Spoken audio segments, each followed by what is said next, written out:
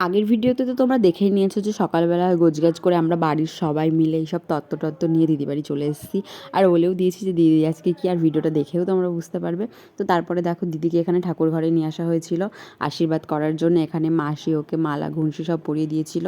তারপরে দিদিকে সবার প্রথমে আশীর্বাদ করে নিয়েছিল দিদির মামি শাশুড়ি, তারপরে দিদির মাসি শাশুড়ি আশীর্বাদ করে নিয়েছিল। একে একে আশীর্বাদই করার পর তারপরে আমার মা আশীর্বাদ করেছিল। আর আমাদের বাড়ি থেকে তো এইসব তত্ত্ব বাদেও দিদির জন্য আরেকটা গিফট নিয়ে যাওয়া হয়েছিল। সেটা হচ্ছে একটা সোনার কানের, ছোট্ট দেখে, যেহেতু দিতে হয় স্বাদে নাকি সোনা কিছু একটা, এই জন্যে সামান্য একটা কিছু উপহার দিয়েছিল আমাদের তরফ থেকে, দিদির জন্য ছিল। তো দিদি তো জানতো না এটা, এই জন্য ও দেখে একটু অবাকই হয়েছিল যে এটা আবার কেন নিয়ে এসে, এত কিছু আছে।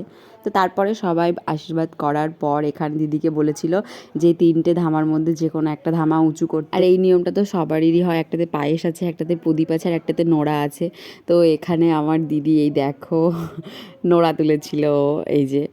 তো সবাই তারপরে বলেছিল যে ছেলে হবে ছেলে হবে। ও দিদির মাসি শাশুড়িরা মামি শাশুড়িরা তো খুব আনন্দ ছিল, মানে দিদির শাশুড়িও খুব আনন্দের ছিল। আসলে আমার দিদির শ্বশুর মশাই নেই, ওই জন্য এখানে মায়েমাকে তোমরা দেখতে পারবে না।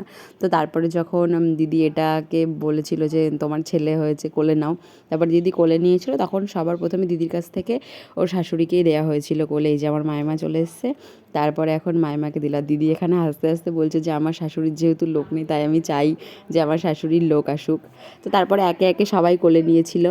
আমার দিদি কোলে নিয়েছিল, দিদির মামি শাশুড়িরা মাসি শাশুড়িরা সবাই কোলে নিয়েছিল, আর আমাদের পুচু বুড়িও কোলে নিয়েছিল। আর আমাদের পুচু বুড়ি তো কোলে নেওয়ার পরে আর দিতেই চাচ্ছিল না, কারণ ও ভেবেছিল সত্যি এটা কোনো একটা বাচ্চা হয়তো ও কোলে নিচ্ছে, ওই দেখো। তারপর যেহেতু বেলাটা অনেক হয়ে গেছিলো আর দিদি খিদেও পেয়ে গেছিলো, ওই জন্য আমরা ঠাকুর ঘর থেকে সব কিছু খাওয়ারের জিনিসগুলো বাইরে নিয়ে টেবিলে সাজিয়ে দিয়েছিলাম। দিদি ওখানেই বসে বসে অল্প কিছু খেয়েছিল। আর আজকে এই বাড়ির মেনুতে ছিল হচ্ছে সব নিরামিষ, মানে কোনো আমিষের ছোঁয়া নেই। এটা হচ্ছে যেহেতু দিদিদের বাড়িতে রথ হয়, এই জন্যে রথের এই কদিন বাড়িতে কোনো আমিষ তোলা হয় না, এই জন্যেই সব কিছু নিরামিষের আয়োজনেই এই অনুষ্ঠানটা করা হয়েছিল ওদের বাড়িতে।